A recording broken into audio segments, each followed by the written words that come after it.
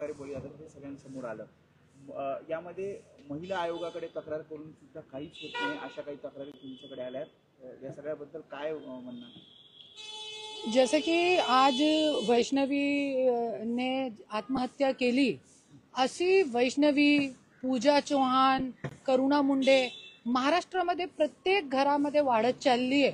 प्रत्येक घरामध्ये मी बोलू शकते, क्योंकि आज महिला आयोग जे आहे, महिला आयोग की अध्यक्षता काय काम करत नाही आणि फक्त महिला आयोगचं काम काय असते, महिलांना न्याय देण्याचा. जरी महिला आयोग काम करत होती तो आज इतके जे आज महिलांवरती अत्याचार आणि आत्महत्या प्रकरण, मुलींना तलाकच्या आज जे प्रकरण वाढत चालला, प्रत्येक घरामध्ये एक तलाकशुदा किंवा नवऱ्याची सोडलेली मुलगी आहे ते वाढत, हे प्रकरण साडे वाढत चालले नाही होते.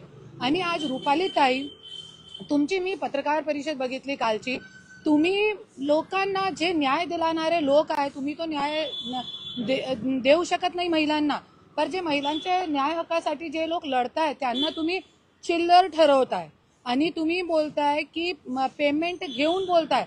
असं तुम्ही करू शकते, पैसे घेऊन तुम्ही बोलते, पैसे घेऊन तुम्ही तुमचा काम नाहीये, तुमचा काम आहे महिलांना न्याय देण्याचा. पण तुम्ही काय करताय, जे तुमचे कल्प्रेट लोक आहे, असं एक लॉ आहे जी महिला आयोगसाठी, की महिला आयोगची जे अध्यक्ष आहे ते कोणतेही ज्या व्यक्तीची त्यांच्याकडे कंप्लेंट आहे त्यांच्यासोबत एक फ्रेम मध्ये, एक पोस्ट मध्ये येऊ शकत नाही.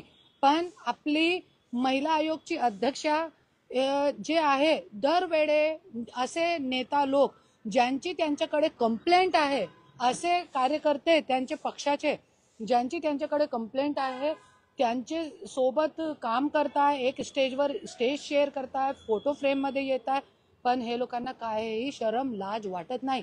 आणि रुपाली ताई, तुम्ही असं म्हणताय की तुम्ही खूप काम करता, 35,901 महिलांना तुम्ही तुमच्याकडे कंप्लेंट आलेली आहे.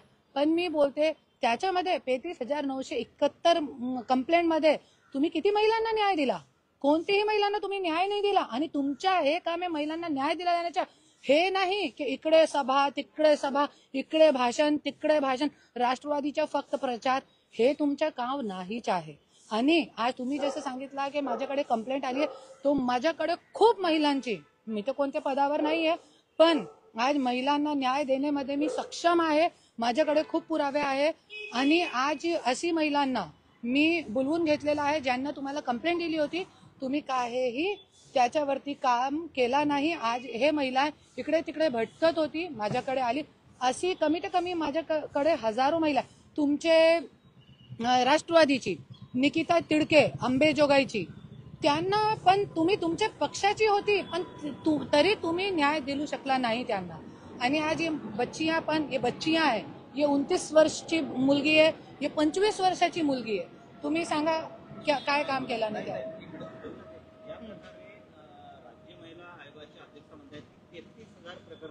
निकाली काढली म्हणजे नेमकं काय केलं ते सांगा. निकाली म्हणजे फक्त काय, ह्यांची निकाली कशी असते, मी स्वतः 6 कंप्लेंट दिलेली आहे. माझ्यासोबत जे झाले पूर्ण महाराष्ट्राला माहित आहे. आणि त्याच्यामध्ये काय करताय, फक्त जे जे संबंधित पोलीस स्टेशन आहे त्याच्यावरती स्वतःची कंप्लेंट ढकलताय. ते त्यांचं काम नाही, काहीही करत नाही. जरी करत होती तर आज ही महिलांना माझ्याकडे येण्याची गरज नाही होती. ह्यांच्याकडे पुरावा आहे, हे बघा, ह्यांची हे कंप्लेंट आहे जे महिला आयोग मध्ये दिलेली आहे. आणि हे सगळे मध्ये पोलीस स्टेशन, पोलीस अधिकारीही काम करत नाही.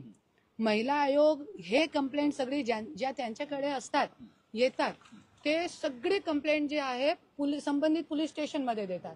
आणि पोलीस स्टेशन फक्त एनसी करून टाळताय. जसे आज हे मुलगी सोबत बायगेमीचा केस व्हायला पाहिजे होता, FIR व्हायला पाहिजे होती, तिला मी कोर्टामध्ये घेऊन गेली आहे FIR साठी. अरे कुठेपर्यंत मी कोर्टामध्ये जाणार महिला? रुपाली चाकणकर ताई महिला आयोग की अध्यक्षाचे काम आहे, हे सगळी कंप्लेंट वरती FIR व्हायला पाहिजे. एक व्यक्ती येतात आणि लग्न करताय, परत महिला सोबत शारीरिक, मानसिक, आर्थिक 35 लाख शादी में खर्च करते हैं. आज माँ बाप कर्जा लेकर कर्ज उचलून मुलीच्या लग्न करताय आणि नंतर हुंडा देताय आणि सगळे घरामध्ये महाराष्ट्रामध्ये एक वैष्णवी, एक करुणा मुंडे, एक पूजा चौहान अशी प्रत्येक घरामध्ये आहे. तर एकंदरीतच आपण बघतो की राज्य महिला आयोगामार्फत जे मूळ काम आहे राज्य महिला आयोगाचं ते होत नाही असं म्हणायचं तुम्हाला? हा, 100% काहीही काम होत नाही, मी तो असं म्हणते. त्या तक्रारी तुम्ही केल्या आहेत, थोडंसं बोला की कधी तक्रार केली होती, थोडंसं पुढे आणि त्यावर काय तुम्हाला मिळाले? मी जानेवारी महिन्यामध्ये महाराष्ट्र राज्य महिला आयोग जे बांद्राला आहे तिथे मी जाऊन स्वतः कंप्लेंट दिली होती. हा माझा अर्ज आहे, मी रुपालीताईंच्या नावाने हा अर्ज दिला होता. स्वतः मी रुपालीताईंना 8 मार्चला महिला दिना दिवशी सुट्टी होती तरी पण मी त्यांच्या PA थ्रू त्यांना कॉन्टॅक्ट करून मी तिथे जाऊन पर्सनली मॅडमला भेटून रिक्वेस्ट करून सुद्धा मॅडमनी याच्यावरती काहीही कारवाई केलेली नाही. संबंधित अधिकाऱ्यांना त्यांनी मेल थ्रू फक्त माझे जे पोलीस स्टेशन आहे जिथे मी एक कंप्लेंट दिली होती तिथे त्यांनी एक फोन साधा करून सुद्धा ह्याच्यावरती काहीही कारवाई करायला सांगितलेली नाही. जर महिला आयोगाचं असतं तर आम्हाला इथे तिथे भटकण्याची गरज लागलीच नसती. फक्त त्यांनी एक अधिकाऱ्यांना फोन करून ह्याच्यावरती FIR घ्या ही जरी ऑर्डर दिली असती तरी आज काही ना काही कारवाई माझ्या तक्रारीवरती झाली असती. मला 1 वर्ष इथे तिथे भटकायला लागलं नसतं. आज पोलीस सुद्धा काही याच्यामध्ये कारवाई करत नाही. महिला आयोगातून ना त्यांना लेटर जातं, ना ईमेल जातो, ना काही करण्याचे आदेश जातात. तर महिला आयोग कशासाठी आहे? माझा हा रुपालीताईंना प्रश्न आहे की महिला आयोग कशासाठी आहे? तुम्ही एवढ्या मोठ्या पदावरती कशासाठी बसलेले आहात? जर तुम्हाला महिलांची कामच करायची नाही तर रुपालीताई तुम्ही प्लीज राजीनामा द्या आणि त्या पदावर अशा व्यक्तीला बसवा जी व्यक्ती त्या पदाचा लायक आहे, जी महिलांसाठी लढते. आज महाराष्ट्रामध्ये आज करुणाताईंकडे काहीही पद नाहीये तरीही त्यांच्याकडे एवढ्या मोठ्या कंप्लेंट जातात, ते त्यांना आधार देतात, ते त्यातून बाहेर पडण्याचे काही ना काही मार्ग देतात. पण महिला आयोग काय करते? करुणाताई, ज्या प्रकारे एकंदरीत ये इनका भी सुन लीजिए. हाँ, ये आप भी बोलिए.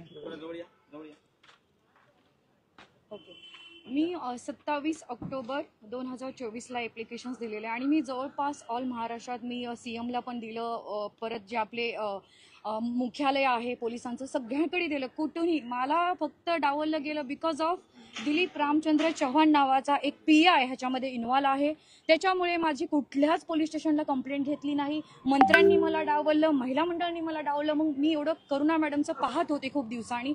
मग मला जस्ट असं वाटलं की मला कुठेच नाही भेटत नाहीये, आता मी काय करू? सुसाईड करू? लहान बाळ आहे 6 वर्षाचं माझं लव्ह मॅरेज झालेलं आहे, कोर्ट मॅरेज बँड्रामध्ये 9 वर्ष झालं. माझ्या आईवडिलांनी सगळं काही दिलंय, सोनं दिलं, गाडी दिलं, सगळा संसार दिलेला आहे.